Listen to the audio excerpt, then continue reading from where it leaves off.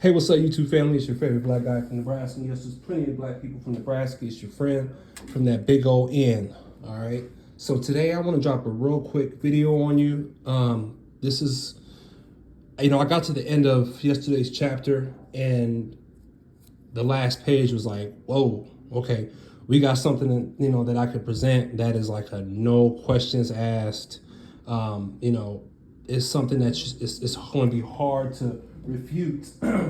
It's interesting throughout this book. You go to these other countries, and this author has traveled to other countries, and all these religious or these figures from biblical times, the pictures of them depict them as being one way, and then when you cross that line and you come over to this country, everybody is one race. They're depicted as one race.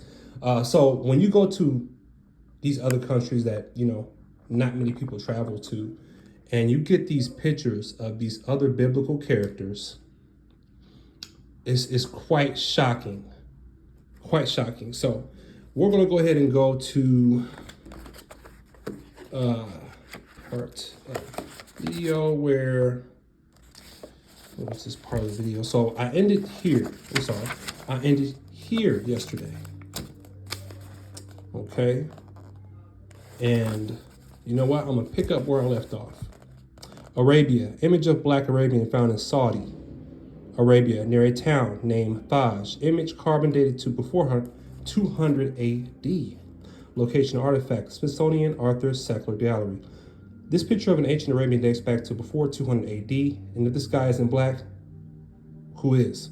You notice that this Arabian has cornrows or locks, just like the black Hebrew Israelites. Now, why do you suppose that is? It's because the father of Jews, Isaac, and the father of Arabians, Ishmael, were brothers.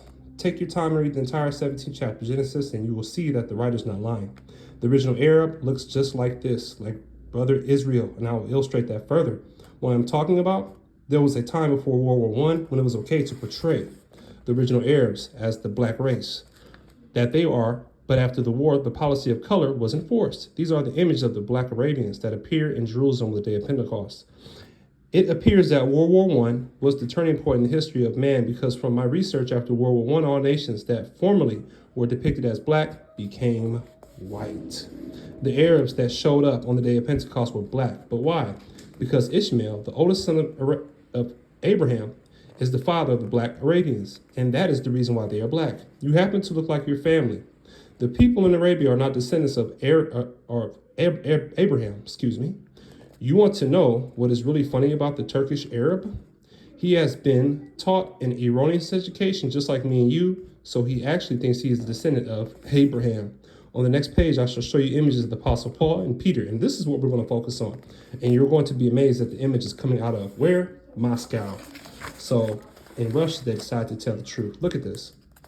Peter and Paul. Peter and Paul, image 1000 AD, image located Novograd State Museum, Russia. Now, it seems as Russia has no problem telling the truth. Very interesting. Now, I'm going to let you go ahead and look at this picture again. This is Paul and Peter. Brother Paul, Brother Peter. Since Peter hosted the day of Pentecost, I thought it would be in bad taste not to try and locate an image of the host. And after two exhausting days of research, I found one that I would consider reliable.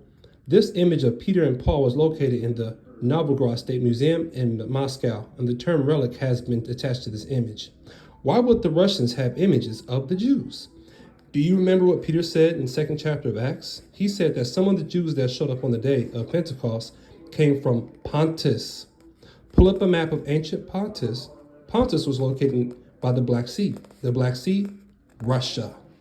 I have begun to do extensive research on the facial structure of these images of Paul and Peter.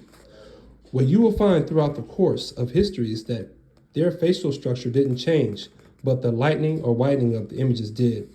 I could show you images of Peter and Paul that are at least 2,000 years old, and what I have found in my research is that Peter is always shown as a great-headed old-timer, and Paul has always been shown with a beard.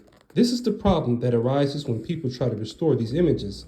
Whether purposely or not, they tend to whiten them.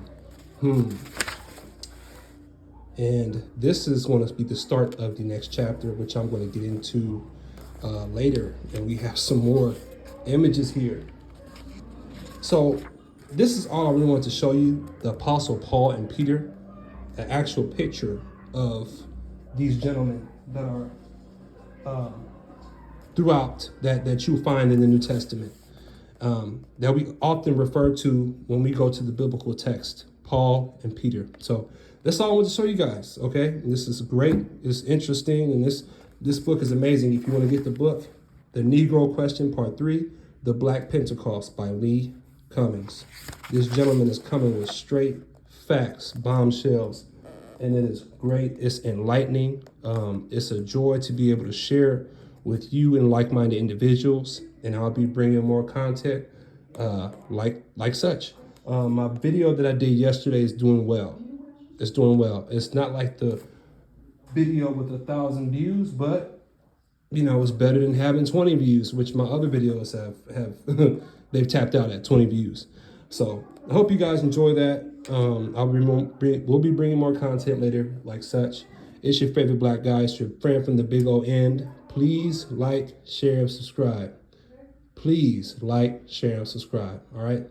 I'm out. Peace. See you in the next one.